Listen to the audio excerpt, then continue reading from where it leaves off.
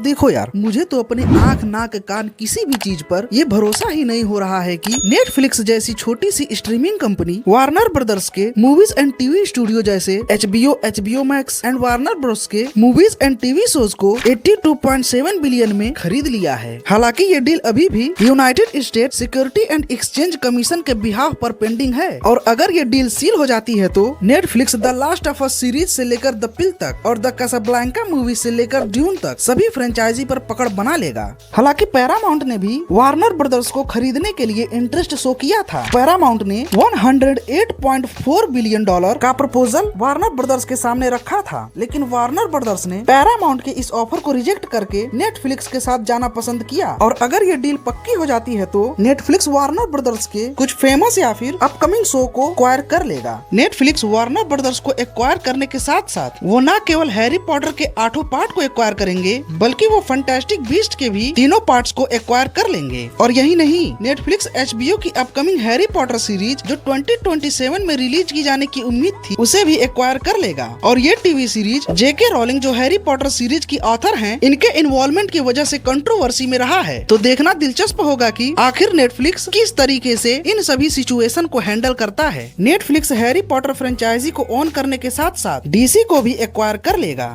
और भाई मैं इसके लिए नेटफ्लिक्स और वार्नर ब्रदर्स दोनों को थैंक यू बोलूंगा, खास करके वार्नर ब्रदर्स को, क्योंकि वार्नर ब्रदर्स ने इतनी मैसिव सुपर हीरो फ्रेंचाइजी को जो MCU जैसी फ्रेंचाइजी को भी टक्कर दे सकता था उसे रुइन करके रख दिया था। और इसमें एनिमेटेड DC सीरीज जैसे the Batman the animated series, Harley queen, tin Titan और CW के शो जैसे ग्रीन एरो, द फ्लैश को भी एक्वायर कर लेगा। और इसी के साथ साथ नेटफ्लिक्स क्रिस्टोफर नोलन की dark trilogy, classic Batman, Superman और DCU को भी एक्वायर कर लेगा। और इससे ये हो सकता है कि इन फ्यूचर जैक स्नाइडर की DCU की मूवीज हमें देखने को मिल जाए। And if Netflix make this happen then I am really excited for this. Netflix के एक्विजिशन का मतलब है कि Netflix Game of Thrones, House of the Dragon और अपकमिंग टीवी शोज और Knight of the Seven Kingdom को भी acquire कर लेगा। और यही नहीं, नेटफ्लिक्स गेम ऑफ थ्रोन्स के वो प्रोजेक्ट को जो फ्यूचर में आने वाले हैं उनको भी एक्वायर कर लेगा, जिसमें Aegon's conquest of Westeros, Corlys Velaryon's past adventure and Nymeria's founding of Dorne जैसे शोज भी शामिल हैं। जिसका मतलब है नेटफ्लिक्स ऑनलाइन स्ट्रीमिंग की दुनिया में आयरन थ्रोन पर बैठ जाएगा। हम सभी को बड़े बड़े मॉन्स्टर को आपस में लड़ते हुए देखना अच्छा तो लगता है, खासकर बिग स्क्रीन पर तो